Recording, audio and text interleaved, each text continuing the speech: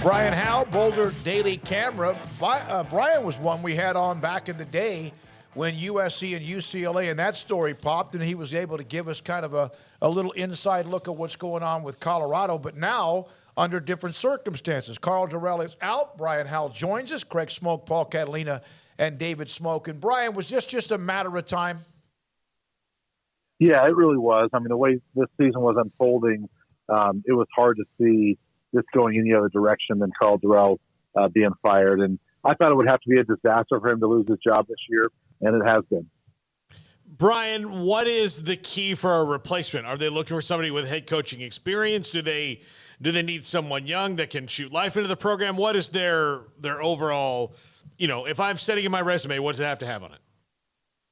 The athletic director was asked that yesterday, and he said, I don't have a profile at this point, and he's kind of looking at everything. And the one good thing about Colorado in this position is they've got 2 months to make this choice. I mean, they're not going to name anybody until after the season. They have some time to look at it. Me personally, I would want to find somebody with head coach experience, somebody who's done it. You can find great coaches that have been coordinators and things like that, but I would want for Colorado someone that's proven they can do it as a head coach. And I think that they're probably going to look at a lot of those types of guys, but they've also shown a track record they've shown the willingness to hire guys that have been up-and-comers as coordinators as well. Brian, do you think that the movement by some other schools already this early is kind of part of the reason why they decided to accelerate this, or was this a matter of even if every job was still intact, that they would still want to be out there early like they are right now? Yeah, I would imagine they would still want to be out there. The way this season's gone, I mean, it really was kind of a point of no return, and that there could have been no other coaches fired, and I think that CU still probably would have done this the way things were going. Brian, what's been the feeling among the fans, the alums, and the donors and boosters as far as after the news came out? Relief in any kind of way? Yeah, I mean, most people felt like this should happen. They were ready to move on. There were a lot of fans that were ready to move on at the end of last year. A little too early, in my opinion, but they wanted to move on. So I think there's some relief, but there's also some, nervousness about, is this the right administration to get the next guy that's going to win here? And, the CU's got some challenges with that. And, the fact of the matter is this is the same administration that hired Karl Dorrell. So there's a lot of nervousness about whether they want to put their trust in these same guys hiring the next head coach. Brian, I'm going to throw out a name and you tell me why it wouldn't or wouldn't happen. Eric Bieniemy. I think it could happen because he's one of the greats in CU history. I think that's probably the only reason why he's tied to that job, though.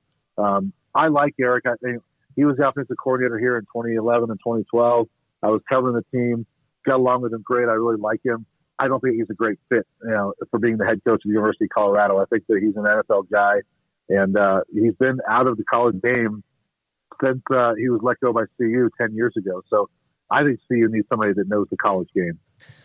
Brian, is this Colorado wanting to hire somebody and go back to where they were in their glory days? I mean, where does Colorado kind of, in terms of the people who are running it, in terms of the alumni and fans, where do they see the direction of this program going ultimately compared to where they are now, where, obviously they're, we were talking about Colorado the other day. It's like, man, it's kind of an afterthought in so many ways because of where it got to. I'd imagine they want to be back to their winning ways, but to what level, what kind of commitment is there right now? It's interesting that you say that because back when they fired Mike McIntyre at the end of the 2018 season, there was a lot of talk of those glory days. And, hey, we've won national championships here. They say championships, there was one. Right. But they said we've won here. We've had Heisman trophies. So they talk about the glory days. They're at the point now where yesterday the athletic director doesn't talk about the glory days. I mean, he was asked, what are the expectations here? And he mentioned things like, we want to be talked about on game day favorably.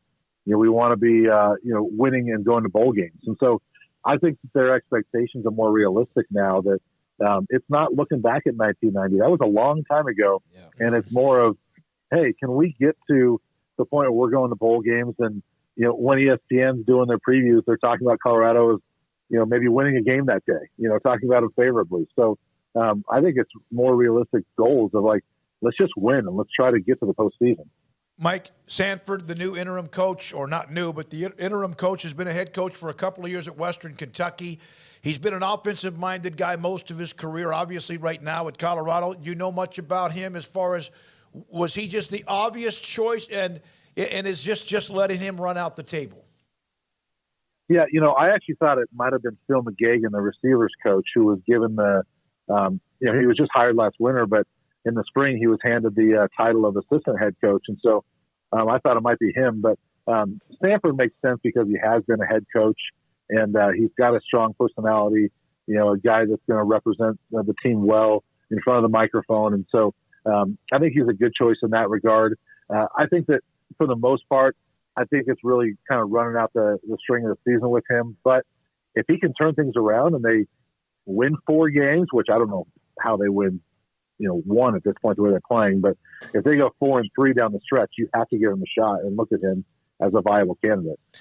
Yeah. I kind of resent Brian saying that 1990 was that long ago. I mean, sure, we'd only had one George Bush in the White House, and cell phones were like huge and in a bag. And if you wanted to know any kind of information, you had to look it up and not just shout it out into your house. But it, can't have been that long ago. When did the internet start?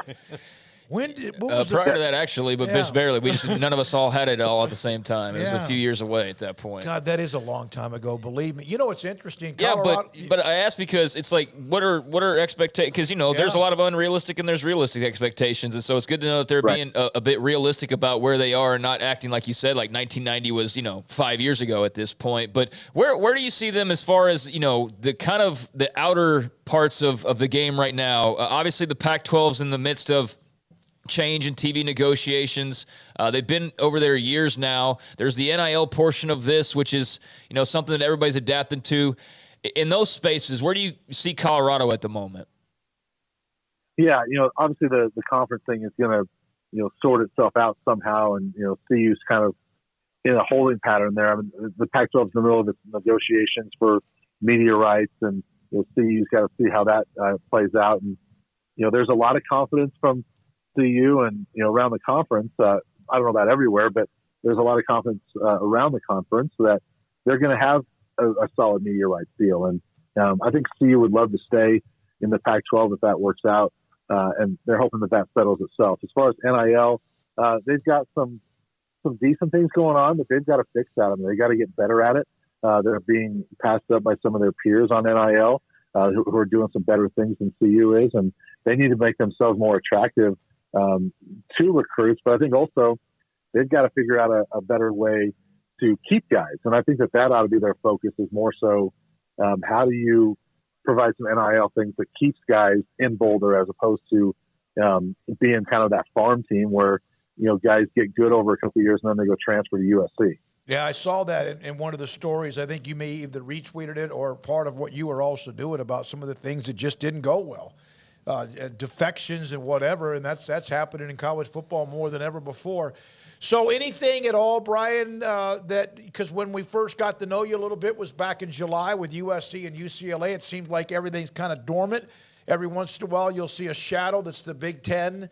There's always still that thought about what might happen with Brett Yormark in the Big 12, but anything at all, is that even part of the discussion in Colorado now? As far as the Big 12? Yeah. Oh, but it's just a future of wherever they're going to end up.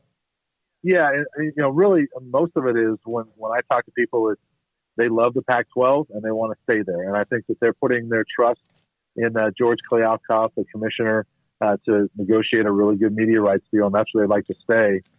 I think that's why it's sort of that holding pattern. I mean, if it comes down that it's not that great of a deal and, the Pac-12 is not going to get as much as they thought, or if the Big Ten does come and take Oregon, Washington, things like that, now all of a sudden that changes the game. I think that, the Big 12 could be sort of a fallback option for a place like CU, but I think they would like to stay in the Pac-12 if possible. Good luck with that, and I mean it, because we like to see these conferences, as far as I'm concerned, stick together as long as they possibly can, although we know that who knows what's simmering, because we probably don't know what's simmering. Thanks for your time, Brian. Appreciate it. Brian Howell covers Colorado. Appreciate his time from the Boulder Daily